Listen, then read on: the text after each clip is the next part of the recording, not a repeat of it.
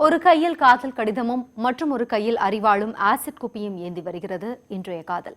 இதற்கான தீர்வுகளையும் வடிகால்களையும் விளக்குகிறது இந்த செய்தி தொகுப்பு. 2012ஆம் ஆண்டில் ஆசிட் வீச்சுக்கு உள்ளாக்கப்பட்ட வினோதினி வித்யா என தொடங்கிய ஒருதலை காதல் கொலைகளின் பயணம் முடிந்த பாடில்லை. தேசிய குற்ற பதிவேடு காப்பகத்தின் ஆய்வு முடிவுகளின் அடிப்படையில் 2012 முதல் 2015ஆம் ஆண்டு வரை பதிவான காதல் தொடர்பான குற்றங்களின் எண்ணிக்கை 1000-ஐ தாண்டியுள்ளது. காதலுக்காக கொல்லப்படும் பெண்களின் எண்ணிக்கை வருடத்துக்கு சராசரியாக 150 என்கிறது எவிடன்ஸ் அமைப்பு. தமிழகத்தில் ஒவ்வொரு ஆண்டும் சராசரியாக 700 பெண்கள் கொலை செய்யப்படுகிறார்கள். இந்த 700 பெண்களில் 15% காதல் விவகாரமான கொலைகள். இது மட்டுமில்லாமல் ஆண்டுதோறும் சராசரியாக தமிழ்நாட்டில் 7000 பெண்கள் தற்கொலை செய்து கொள்கிறார்கள். இந்த 7000 பெண்களில் 23% காதல் விவகாரமான தற்கொலைகள் நடந்துகிட்ருக்கு. இது போக சாதிய ஆணவ படுகொலைகளால் தலித் இளைஞர்களை காதலித்ததற்காகவும் திருமணம் செய்து கொண்டதற்காகவும் கொலை செய்யப்படுகிற அந்த பெண்களுடைய பட்டியல் பார்த்தீங்கன்னாக்க குறைந்தபட்சம் ஒவ்வொரு ஆண்டும் சராசரியாக குறைந்தபட்சம் கிட்டத்தட்ட 65-70 கொலைகள் இது மாதிரி நடக்குது. காதல் கொலைகளாக சித்தரிக்கப்படும் கொலைகளில் 60% முதல் 70% வரையில் பாதிக்கப்படுவது பெண்கள்தான்.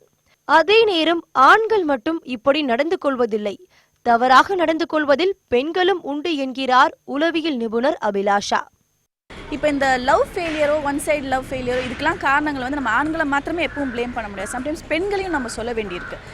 தப்பான க்ளூ கொடுக்கறது, இல்லாட்டி முதலே வந்து அதை காஷன் பண்ணாமல் இருக்கிறது, இல்லை இது செட் ஆகாதுன்னு ஃபஸ்ட்டே சொல்லாமல் வளர விட்டுட்டு அதுக்கப்புறமா ரியாக்ட் பண்ணுறது, இல்லாட்டி சைக்கலாஜிக்கலாக வந்து இன்ஸ்டிகேட் பண்ணுறது, ஐடியாஸ் கொடுக்கறது, கம்ப்ளைண்ட் பண்ணாமல் இருக்கிறது. நிறைய பேர் வீட்டில் சொல்ல பயப்படுவாங்க, அப்பா அம்மா என்ன திட்டுவாங்களா, படிக்க விட மாட்டாங்க, இந்த மாதிரி எண்ணங்கள்னால கான்ஃபிடென்ட்டாக வெளியில் வந்து சொல்லாமல் இருக்கிறது, இதெல்லாம் கூட காரணிகள் தான்.